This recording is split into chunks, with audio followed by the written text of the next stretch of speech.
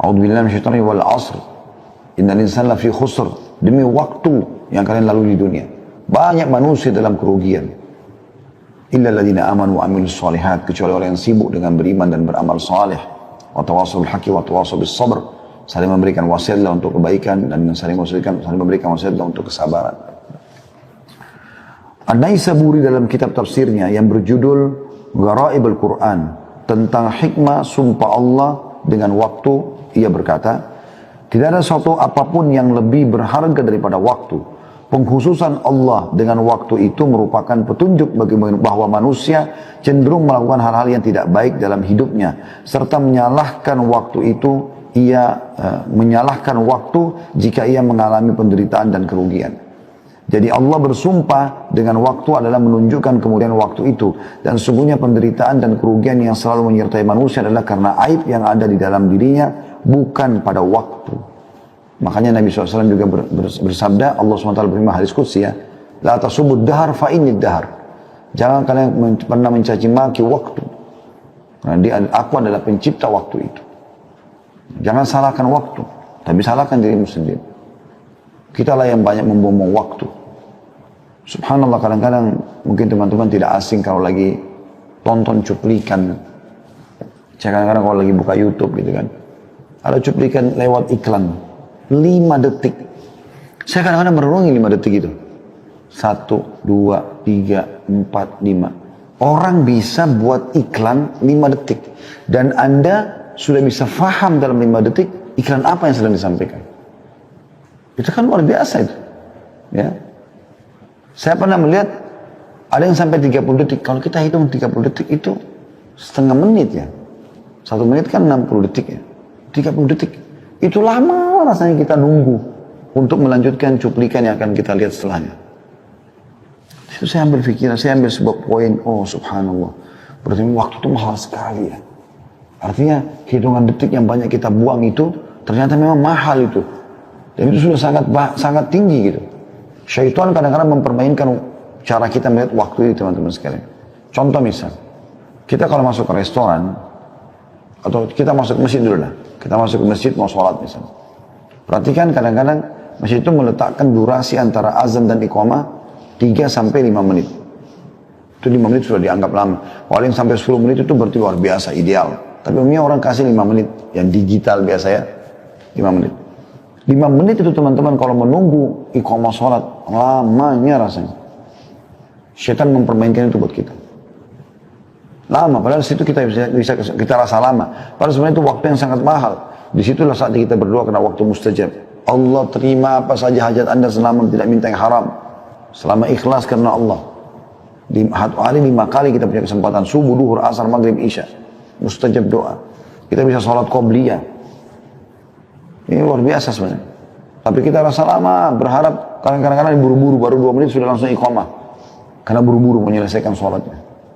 Tapi kalau kita masuk ke restoran, nunggu, pesan menu kesukaan, tapi ini maaf Pak, atau Bu, masih lama sekitar 15 menit. Oh nggak apa-apa, nggak apa-apa, 15 menit pun nggak apa-apa.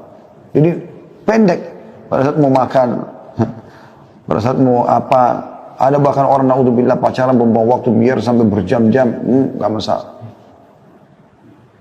Dianggap nggak masalah. Tapi kalau dulu sama pasangannya, jenuh. Gitu. Atau pasangan halal ya maksud saya. Jadi sini ditekankan, sebenarnya aib itu adalah pada diri seseorang, bukan waktu. Karena waktu tidak pernah ada aibnya.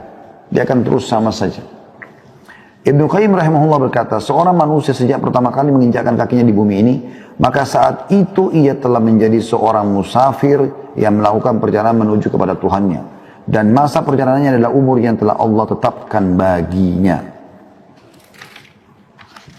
Diriwayatkan dari Ibnu Abbas radhiyallahu anhu telah berkata, Rasulullah SAW bersabda, ni'matani maghbunun fihi ma katsirun minan nas, as-sihhat wal faragh. Terdapat 2 nikmat yang banyak manusia tertipu pada keduanya, yaitu kesehatan dan waktu luang. Hadis riwayat Bukhari dan Tirmidzi. Ya. Jadi banyak orang subhanallah yang ini akan lagi sehat tidak pernah mau ibadah. Nanti sudah sakit, sudah lumpuh, baru sibuk mau ibadah. Baru mau umroh haji, sudah susah pakai kursi roda. Mana Anda di masa mudanya? Ya kan? Sudah rabun matanya baru mau belajar Quran. Mana Anda pada saat masih terang matanya? Nanti sudah terlilit utang baru berpikir mau sedekah. Bagaimana caranya waktu lagi lapang kenapa nggak sedekah? Ya, sayang sekali. Ibnu Battal berkata, sedikit sekali manusia menyadari kedua nikmat itu dan mensyukurinya dengan kebaikan. Ya, nikmat sehat dan waktu luang ini adalah nikmat yang besar. Dan cara untuk mensyukuri nikmat itu adalah memaksimalkan keduanya. Maksimalkan kesehatan di atas ketaatan, maksimalkan waktu luang di dalam ketaatan. Waktu adalah umur manusia dan kehidupannya. Hari yang berlalu makin mendekatkannya kepada kehidupan akhirat. Dan hari-hari itu ibarat sebuah gudang. Lalu apa yang disimpan di dalamnya? Kata Hasan Basri rahimahullah, hai manusia, hai anak Adam, kau hanya adalah potongan waktu. Potongan waktu. Potongan hari. Kalau sudah lewat satu hari dari hidupmu, maka ada yang hilang dari bagian tubuhmu. Yahya bin Mu'adz Ar-Razi berkata, membuang waktu lebih buruk dari kematian.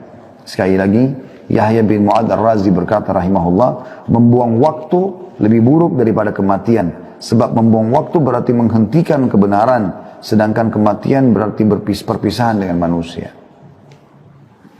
Seorang pria berkata kepada Daud At-Ta'i, nasihati aku. Maka kedua matanya berlinang air mata dan berkata, wahai saudaraku, sesungguhnya siang dan malam adalah fase-fase yang dilewati oleh manusia satu persatu.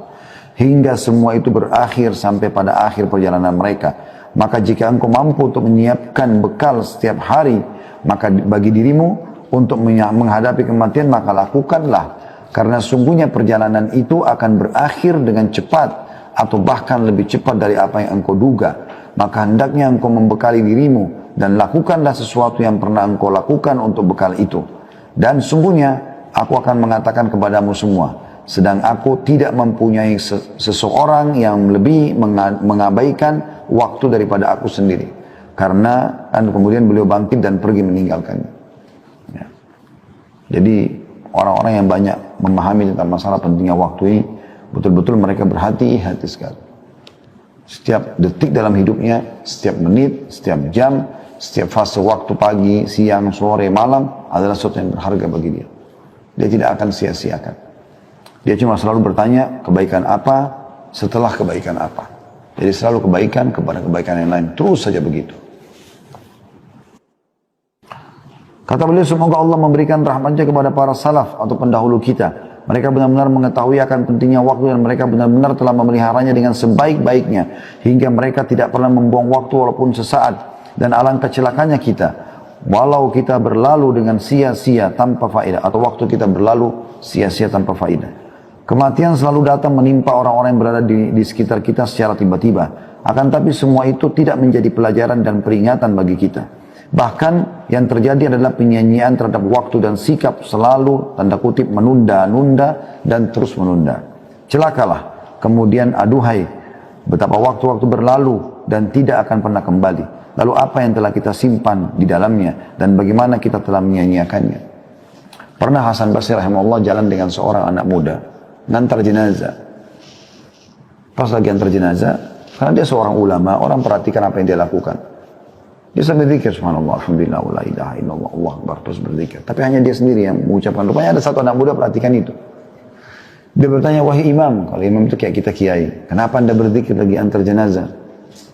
Maksudnya, apakah ini ada perintahnya gitu kan? Bisa nggak jelaskan ke saya? Tapi dia mengatakan, kenapa anda berzikir?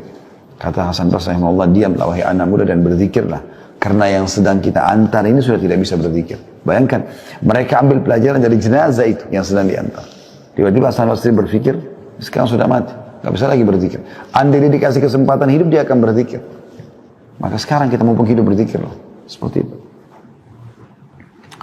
Allah berfirman tentang bagaimana penyesalan orang yang menyia-nyiakan waktunya nanti pada hari kiamat. Mereka menyesal dalam surah Az-Zumar ayat 56 yang bunyinya a'udzubillahi minasyaitonirrajim. An taqula nafsun ya hasrata ala ma farrattu fi jambillahi wa in kuntu laminas sakhirin. Supaya jangan ada orang yang mengatakan amat besar penyesalanku atas kelalaianku dalam menunaikan kewajiban terhadap Allah. Sedangkan aku sesungguhnya termasuk orang-orang yang memperolok-olok agama Allah. Maksudnya menyesal kenapa dulu waktunya disia-siakan pada hal yang tidak bermanfaat. Makanya Ikrimah bin Abi Jahal radhiyallahu anhu, walaupun dia dulu benci sekali Islam bersama ayahnya Abu Jahal, tapi ayahnya meninggal dalam keadaan kufur. Dianya meninggal dalam keadaan Islam tentunya. Bahkan mati syahid radhiyallahu anhu. Setelah masuk Islam, dia baru menyadari.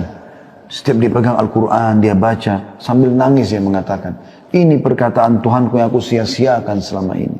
Ini perkataan Tuhanku yang aku sia-siakan selama ini. Sambil dia baca Al-Quran itu.